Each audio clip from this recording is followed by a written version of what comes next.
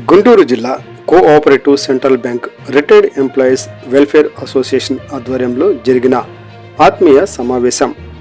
ముఖ్య అతిథిగా పాల్గొన్న ఆనందబాబు మాట్లాడుతూ కృష్ణా గుంటూరు పట్టభద్రుల ఎమ్మెల్సీ ఎన్నికల ప్రచారంలో భాగంగా తెనాలిలోని నూకల రామకోటేశ్వరరావు కళ్యాణ మండపంలో కలిసి ఈ నెల 27వ తేదీన జరగబోవు పట్టభద్రుల ఎమ్మెల్సీ ఎన్నికలలో గుంటూరు జిల్లా cooperative central bank retired employees welfare association వారందరూ ఆలపాటి రాజేంద్ర ప్రసాద్కు మొదటి ప్రాధాన్యత ఓటు వేసి గెలిపించాలని ఆనందబాబు కోరారు.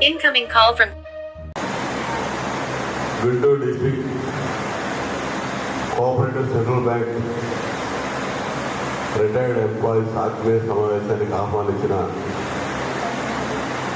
పెద్దలందరికీ నమస్కారం తెలియజేస్తా ఉన్నాను. వాస్తవానికి మరి ఇప్పుడు నేను ఇక్కడికి ఇచ్చేసిన సందర్భం బాలాజీ గారు చెప్పారు.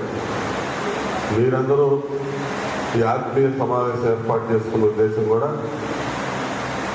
రేపు 27వ తేదీ జరగబోతున్నటువంటి గ్రాడ్యుయేట్ ఎమ్మెల్సీ ఎలక్షన్లో తెలుగుదేశం పార్టీ కూటమి పార్టీల అభ్యర్థిగా పోటీ చేస్తున్న ఆలపాటి తెనాలి నియోజకవర్గానికి ఇన్ఛార్జిగా ఉండి రాష్ట్రంలో 5 ఏళ్ళు అనేక ఉద్యమాలు కానీ ఆ ప్రభుత్వం మీద అధికారంలో ఉన్నటువంటి ప్రభుత్వం మీద పోరాటాలు కానీ అవిశ్రాంతంగా ఏ విధంగా చేశాడో చూశాం మనందరం.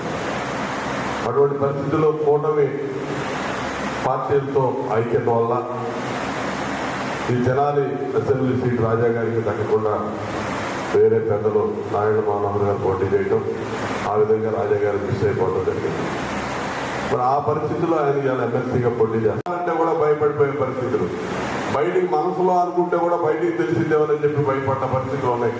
అటువంటి భయానకమైనటువంటి వాతావరణం రాష్ట్రంలో సృష్టించారు.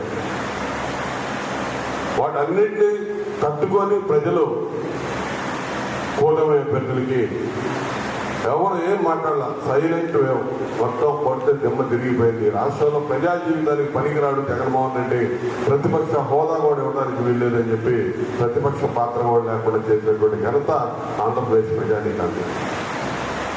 ఇవాళ 8 నెలల నుంచి మీరు అధికారం చూస్తా ఉన్నారు. అధికారంలోకి వచ్చిన తర్వాత వాళ్ళు చేసిన దుర్మార్గాలు, వాళ్ళు చేసిన విధ్వంసం సరి చేసుకోవడం సరిపోతా ఉంది. చంద్రబాబు నాయుడు గారు కాబట్టి దూరదృష్టి, ఆలోచన, అనుభవం